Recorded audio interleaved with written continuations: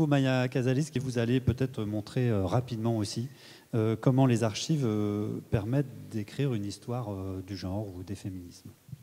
Donc, ce que je vais vous présenter aujourd'hui, c'est un travail issu de mon mémoire de recherche donc de M2 qui s'appuie sur les annonces, affiches, nouvelles et avis divers de la province du Poitou et qui s'intitule « Observer, diagnostiquer, dominer la construction du corps féminin dans les affiches du Poitou, 1773-1776 ».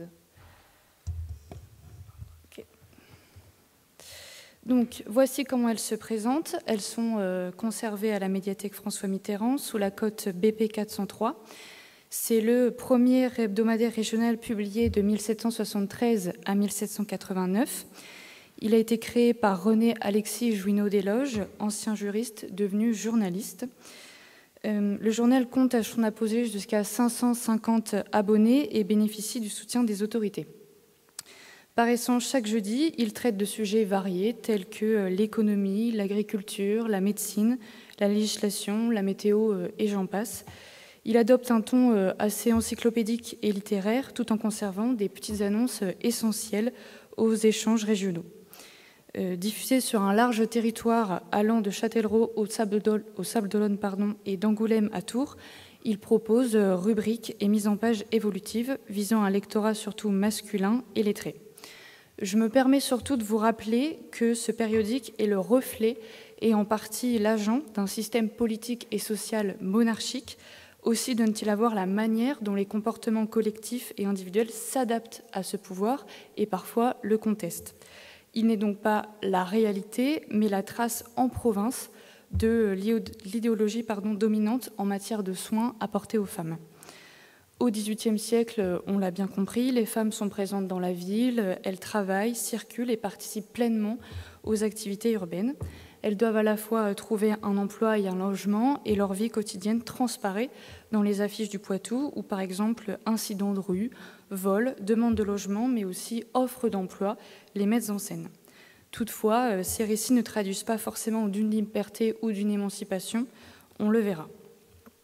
Donc, si le monde de la recherche, avant mon étude, a déjà exploré les liens entre presse, publicité, annonces matrimoniales et marché du travail, il ne s'est pas encore intéressé au processus de médicalisation des femmes et de son traitement dans la presse qui émerge alors et dont elles sont le centre. Donc, à travers les 4 premières années de publication des affiches, mon objectif est double. D'abord, celui de vous faire part de la représentation du corps malade des femmes, et ensuite de vous parler de l'identification de ceux qui observent ce corps et veulent le rendre utile à la nation. Donc, dans les affiches, on retrouve beaucoup d'idées et de propos semblables à ceux des traités médicaux de l'époque, dont vous avez des exemples à l'écran, qui ciblent les maux des jeunes vierges, des femmes enceintes et des ménopausées. Ces ouvrages sont l'occasion de véhiculer une certaine vision de la différenciation sexuelle et de la santé féminine. Les médecins y décrivent et répertorient des maladies spécifiques et tous s'accordent pour s'intéresser principalement au désordre de la matrice, cet organe féminin qui intrigue et qui passionne. Ces représentations sont reprises dans les pages des affiches, soit teintées d'étonnement, soit de dégoût ou de misogynie, ou parfois les trois, et renforcées par le goût surtout journalistique du XVIIIe siècle pour les faits étranges. Ainsi, le 16 septembre 1773 est rapporté qu'une certaine Catherine Massé a accouché de triplés au bout de 7 mois de grossesse seulement, dont, je cite, 2 filles reliées par le haut du corps, partageant un même tronc, mais possédant des têtes distinctes. Elles ont 3 bras en tout, avec un bras commun légèrement plus petit. Chacune présente une malformation de la bouche en bec de lièvre. Elles sont nées mortes. Or, le 3e enfant, un garçon bien formé mais plus petit, a survécu pendant 12 jours après avoir été baptisé. Il est précisé qu'un certain chirurgien Segretin a examiné les 3 corps, ce qui donne de la légitimité au récit parce que c'est avant tout une obligation légale. Il importe surtout de constater que l'auteur, qui est inconnu ici de cet article, met en relation la prématurité supposée de l'accouchement avec les rendus dans l'eau, probablement une rivière ou un étang, pour travailler au rouissage du chambres. Ce travail était physiquement épuisant, surtout pour une femme enceinte, donc entrer dans l'eau froide, manipuler des bottes lourdes, les immerger et les arranger. Donc le narrateur veut probablement mettre en lien la fatigue extrême causée par ce labeur et les complications de l'accouchement.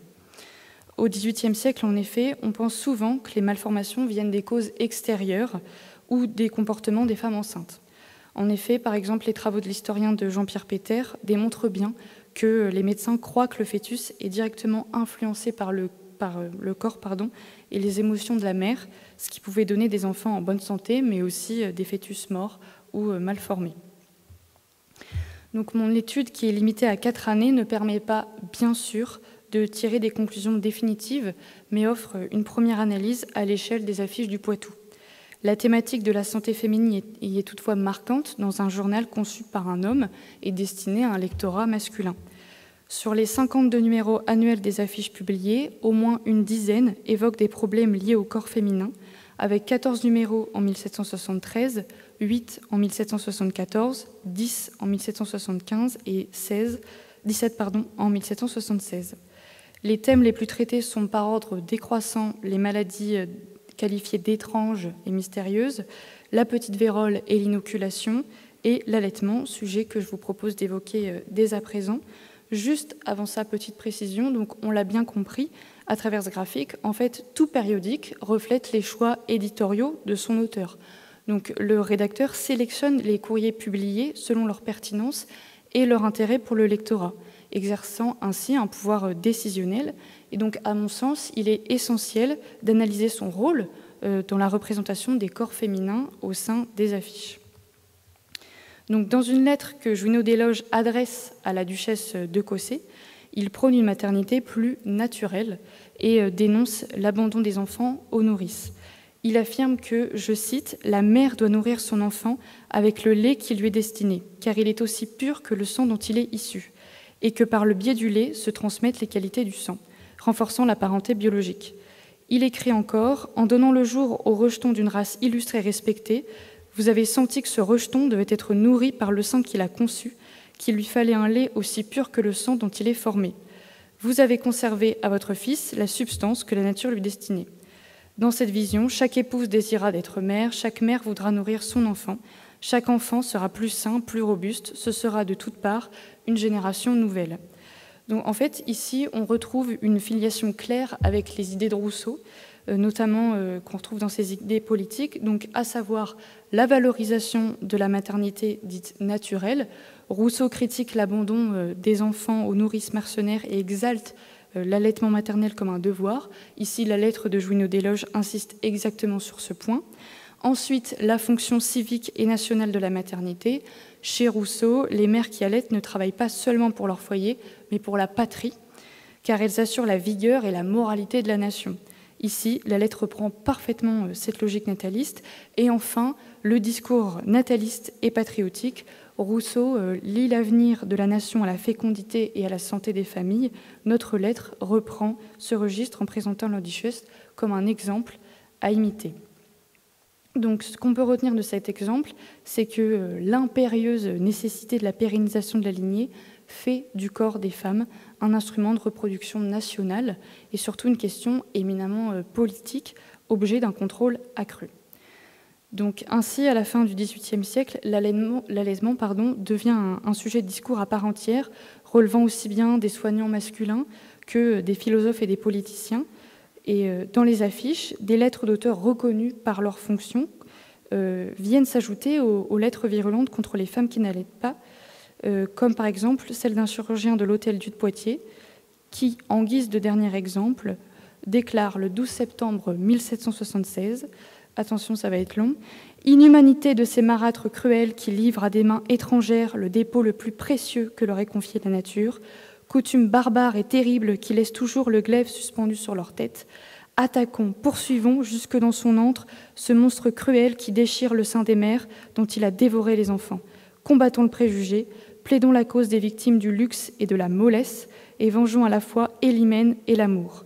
Tableau funeste des désordres que l'humanité vous reproche, femmes molles et dénaturées qui vous débarrassez de vos obligations sur d'autres mères assez viles pour vendre la nourriture de leurs propres enfants. » Donc, ce discours qui est très long, comme on le voit sur l'écran, est empreint d'indignation guerrière, mêle morale chrétienne, intérêt public et volonté de contrôle du corps féminin, encore une fois. Donc, ainsi, à travers l'analyse des affiches du Poitou, j'ai tenté en fait, d'observer comment le regard médical et journalistique du XVIIIe siècle co-construit une image du corps féminin à la fois fascinant et non contrôlé. À travers une approche mêlant discours scientifique, représentation sociale et impératif politique, ces écrits reflètent non seulement la domination masculine croissante sur les savoirs médicaux, mais aussi la manière dont la presse participe à la transmission et à la légitimation de cette évolution. Merci.